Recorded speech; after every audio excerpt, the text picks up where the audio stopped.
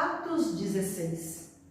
Chegou a Derbe e depois a Listra, onde vivia um discípulo chamado Timóteo. Sua mãe era uma judia convertida e seu pai era grego. Os irmãos de Listra e Icônio davam bom testemunho dele. Paulo, querendo levá-lo na viagem, circuncidou-o por causa dos judeus que viviam naquela região, pois todos sabiam que seu pai era grego. Nas cidades por onde passavam, transmitiam as decisões tomadas pelos apóstolos e presbíteros em Jerusalém para que fossem obedecidas. Assim, as igrejas eram fortalecidas na fé e cresciam em número a cada dia. Paulo e seus companheiros viajaram pela região da Frígia e da Galácia, tendo sido impedidos pelo Espírito Santo de pregar a palavra na província da Ásia. Quando chegaram à fronteira da Mísia, tentaram entrar na Bitínia, mas o Espírito de Jesus os impediu. Então, contornaram a Mísia e desceram a Troade. Durante a noite, Paulo teve uma visão, na qual um homem da Macedônia estava em pé e lhe suplicava: passe a Macedônia e ajude-nos. Depois que Paulo teve essa visão, preparamos-nos imediatamente para partir para a Macedônia, concluindo que Deus nos tinha chamado para lhes pregar o Evangelho. Partindo de Troade, navegamos diretamente para Samotrácia e no dia seguinte para Neápolis. Dali partimos para Filipos, na Macedônia, que é a colônia romana e a principal cidade daquele distrito. Ali ficamos vários dias. No sábado saímos da cidade e fomos para a beira do rio, onde esperávamos encontrar um lugar de oração. Sentamos-nos e começamos a conversar com as mulheres que haviam se reunido ali. Uma das que ouviam era uma mulher temente a Deus chamada Lídia, vendedora de tecidos de púrpura da cidade de Tiatira.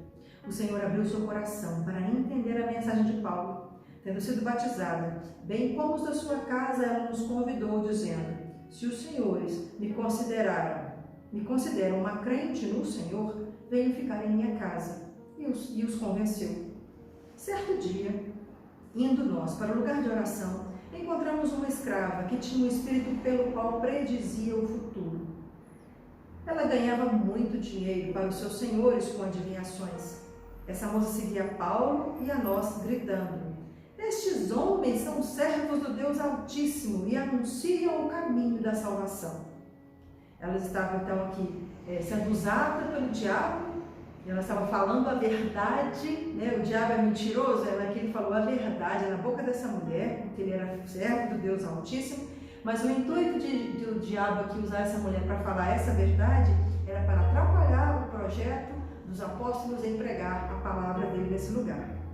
Versículo 18. Ela continuou fazendo isso por muitos dias. Finalmente, Paulo ficou indignado. Voltou-se e disse ao Espírito: em nome de Jesus Cristo, eu ordeno que saia dela. No mesmo instante, o Espírito a deixou. Percebendo que a sua esperança de lucro tinha se acabado, os donos da escrava agarraram Paulo e Silas e os arrastaram para a praça principal diante das autoridades. Ou seja, a mulher ser liberta de um espírito imundo valia menos do que ela continuar com o espírito dando lucro para os homens usando de adivinhação. Versículo 20. Levando os magistrados, disseram, prenderam Paulo e Silas, levaram para a praça principal e entregaram às autoridades. Versículo 20. Levando os magistrados, disseram: esses homens são judeus, estão perturbando a nossa cidade, propagando costumes que a nós, romanos, não é permitido aceitar nem praticar. A multidão ajuntou-se contra Paulo e Silas, e os magistrados ordenaram que se lhe tirassem as roupas e fossem açoitados. Depois de serem severamente açoitados, foram lançados na prisão. O carcereiro recebeu instrução para vigiá-los com cuidado. Tendo recebido tais ordens, ele os lançou no cárcere interior e lhes prendeu os pés no tronco. Por volta da meia-noite, Paulo e Silas estavam orando e cantando hinos a Deus. Paulo e Silas estavam cantando e louvando a Deus, com o corpo machucado, doído de ter sido açoitado, preso pelos pés. Estavam cantando e louvando a Deus, hinos ao Senhor, e os outros presos os ouviam. Versículo 26. De repente, houve um terremoto tão violento que os alicerces da prisão foram abalados. E imediatamente todas as portas se abriram e as correntes de todos se soltaram. O carcereiro acordou e, vendo abertas as portas da prisão, desembainhou a espada para se matar, porque pensava que os presos tivessem fugido. Lembra que eu te falei que era costume deles lá, se um preso perdesse, se um carcereiro perdesse os presos, ele tinha que entregar a própria vida. Eu vou me matar de uma vez, que o negócio já ficou ruim pro meu lado.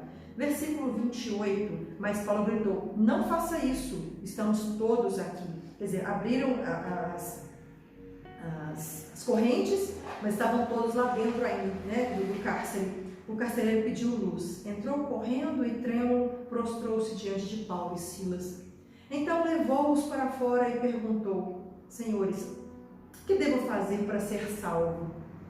Eles responderam: creia no Senhor Jesus e serão salvos, você e os da sua casa. Eu quero fazer uma explicação deste versículo, que às vezes ele é mal usado. A pessoa pega essa passagem e fala assim: creia no Senhor Jesus, será salvo tu e a tua casa. Tá? Tu e a tua casa daqueles que creem. Porque a salvação só vem pela fé em Cristo Jesus. Então, se você tem uma família inteira que não crê, só você que crê, não tem condição disso acontecer. Olha que quando eles vão, eu vou acabar de ler aqui agora, quando eles vão estar na casa deste homem, desse carcereiro, todos aceitam o Senhor Jesus e a palavra do Evangelho de Cristo. Então, é preciso que todos serão salvos, sim. Se todos crerem, todos serão salvos. Vou voltar a repetir: creia no Senhor Jesus e serão salvos você e os da sua casa. E pregaram a palavra de Deus, e ele e a todos da sua casa. Então, a palavra foi pregada a todos.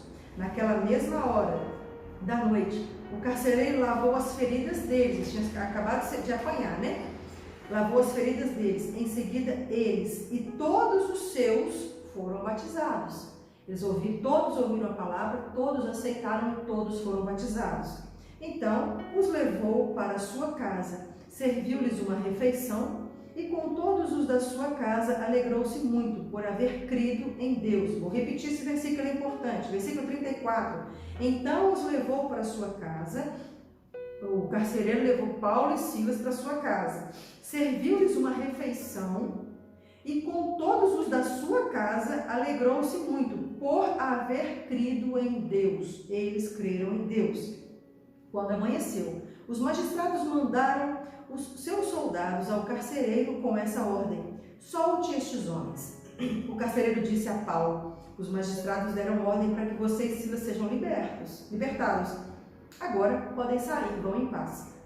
Mas Paulo disse aos soldados: sendo nós cidadãos romanos, eles nos açoitaram publicamente sem processo formal e nos lançaram na prisão. E agora querem livrar-se de nós secretamente, ou seja, não sabe quem é, pega de qualquer jeito, bate, espanta publicamente, difama o nome da pessoa, põe preso e agora só, liberta o cara para ir embora para casa. Não é justo isso não.